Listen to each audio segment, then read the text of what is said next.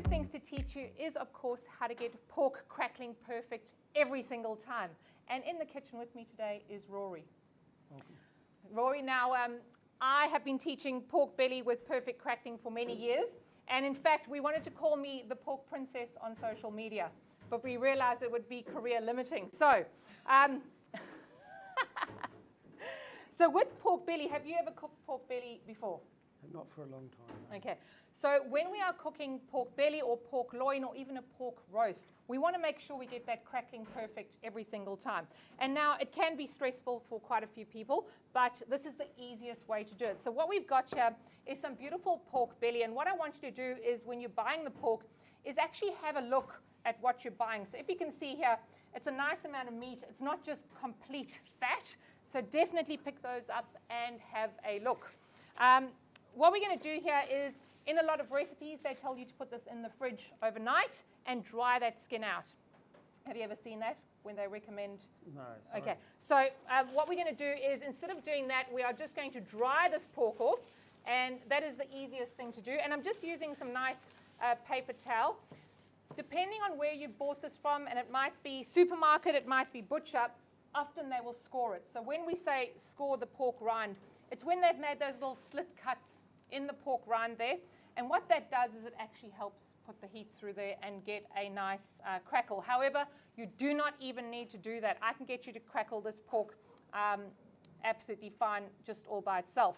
So what we're going to do today is pork belly, and we're going to braise it. Now, braising is a fantastic cooking method. It's exactly like roasting, but with a cooking liquid.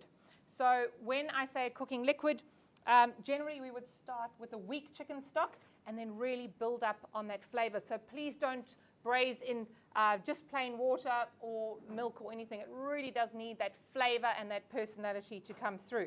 So what I've got here is just a roasting tray. Now, of course, if you have a bigger piece of pork, you can get a bigger roasting tray. Or if you're just doing pork for one Rory, you can get a tiny little roasting tray, because obviously we only want the liquid to go up the side. So just transplanting that into the roasting tray, and we're going to do the Moroccan braised pork belly. What we've got is, if you can open that one, this is the spice mix that I'm using today. And of course, we can take our pork around the world and match those flavor profiles to a different country by using different spices. Now, I'm using a Ras Al Hanout, which is a Moroccan spice. If you have a sniff there, Rory, don't sniff too hard, but it's a beautiful fragrant spice. And this is a weak chicken stock. Now, that of course would not do anything for our pork. It would season it slightly. So what we're going to do, yours is a bit fuller, we're going to use about 2 tablespoons of that lovely spice mix.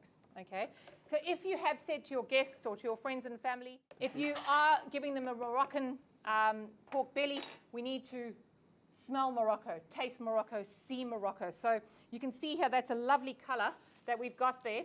And this is really going to stain that pork and give it some valuable flavor and color. So because we've just dried that pork rind, we are not going to put any of the liquid on top of that.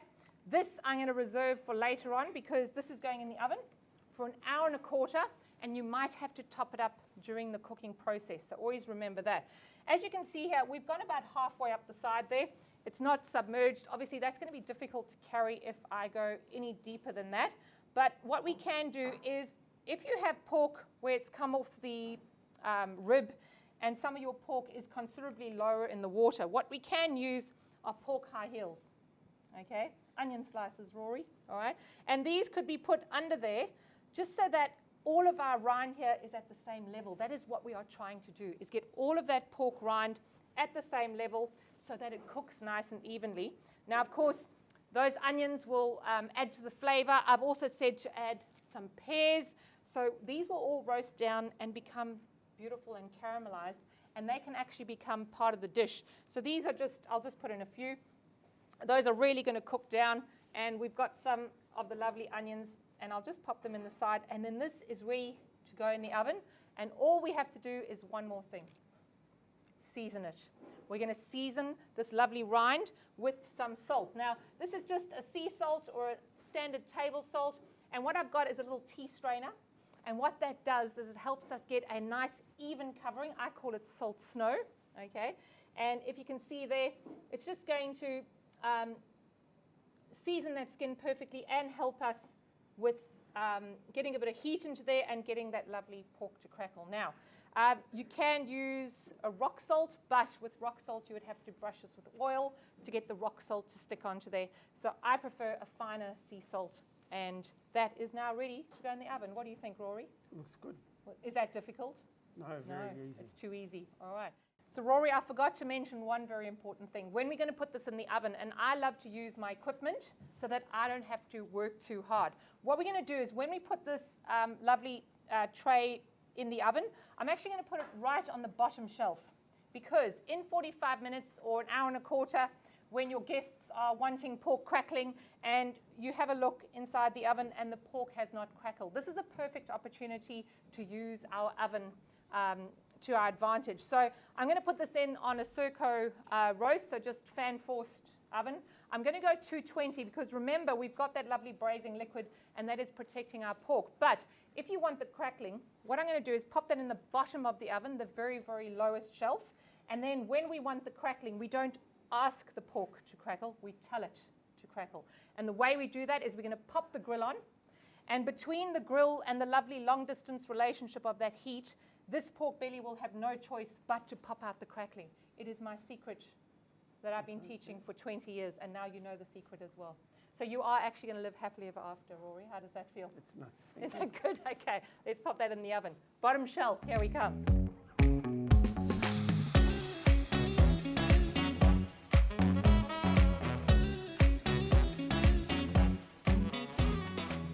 Rory, the pork princess has done it again. Yes, well done. Okay, so what do you think of that? It's great. All right, so at about 45 minutes, we had a look and there was already some crackling developing.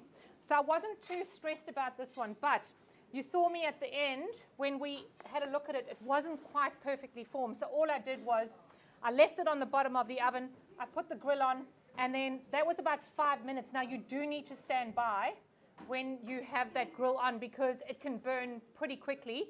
But with a long distance relationship, you definitely have a little bit of extra time. Now, of course, plating up your pork belly and carving it is really important to know how to do. So if you can see here, I've got a meat board which will have allow us to get that dripping. And what I'm going to do is just grab a pair of tongs. And this is the best way to carve, especially if you are carving in front of judgy friends and family. And if you can hear this lovely, what do you think, Rory? That's amazing, isn't it? Very hard. Okay, also, what we have left is this beautiful flavoursome broth, and we've got the sexiest pears that I've ever seen because they caramelized and they are beautiful, and we'll be able to serve them as part of our dish. So what we're going to do here is, generally when you're carving, if you try carve through this side, it's quite stressful because that knife is not going to go through there. I just put this over onto its flat side. I used my weight just to really break it down, okay? But you've got to be quick because we do not want that crust, that beautiful crackling that we formed, to get sweaty. So straight over, and as you can see here, it is beautiful and we have lovely crackling. Now, the one thing I said earlier was minimum cook time, an hour and a quarter. If you do have the time, what I would do at home is I would do a lower, slower cook. I would actually reduce the temperature instead of 220 or 230 for the hour and a quarter. And you can see that even though we cooked it at a high temperature, we've got that lovely moisture because of our braising. But if you've got 3 hours, I would do it at about 80 to 100 degrees Celsius. And then only at the end, so that only at the end do I turn up and use the grill, so that in those 3 hours we really break down that fiber and it's a much better result. But this is if you need a quickie, hour and a quarter minimum cook time for our pork belly. Now to serve it, of course you don't need, we could just nibble on that just as it is, but of course I want to show you how to create the perfect plate. So what I'm quickly going to do is get some veggies that I've made earlier, and I'm going to show you how to put this together.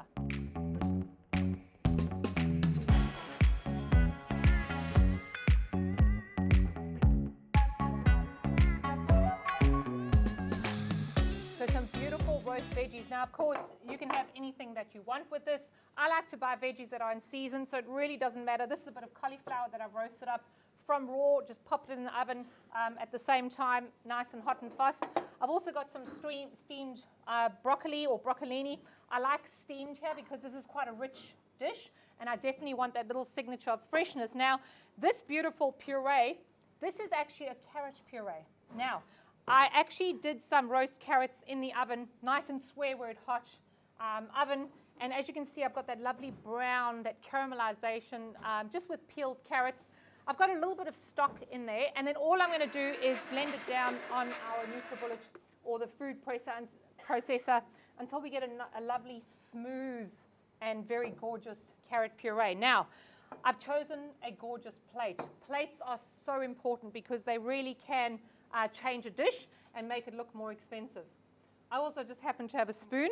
And if we are transporting messy purees, especially for red sauces and all sorts of stuff, I like to have my little saucer or transporter plate ready so that if I am transporting anything, I am nice and efficient and I don't mess all over the plate. So that will save you 20 years of your natural life right there, Rory. Just making a lovely little elegant puddle of our carrot puree, and you can see that lovely texture. Of course, you do need a processor for that, and that's literally just the carrots with the stock and a little bit of raw talent, of course. Then we are going to build up our dish. So we've got our pork, which has got that perfect crackling, and of course, you can have as much or as little on here as you like. I've seen many people just steal it off this carving platter, which is absolutely fine, and it's still nice and crunchy. Of course, if your pork is ready and your guests are not ready, you can actually turn the temperature of your oven down and just hold the pork. The crackling will actually develop a little bit better as well. So what we're also going to do is just some of that roast cauliflower, which has got a little bit of the same spice on, the ras al hanout. We're going to take some of these lovely, sexy, caramelized pears. They are absolutely gorgeous. And of course, the onion is pure perfection. And a little bit of our steamed greens. Now, this could be anything at all. And then what I do like to do is just a little bit of that liquid, is I've just popped that under there, and I've got a spoon or a ladle.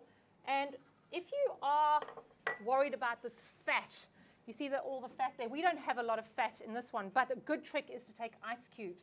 And if we throw ice cubes in there, it'll actually solidify the fat. We can take the ice cubes out. I'll do that with the duck. And then you are removing all of that naughty excess fat that you don't like. I'm going to put some of this lovely broth just around the side there. That is really going to add to the flavor. And of course, you should check the seasoning. I've already checked the seasoning.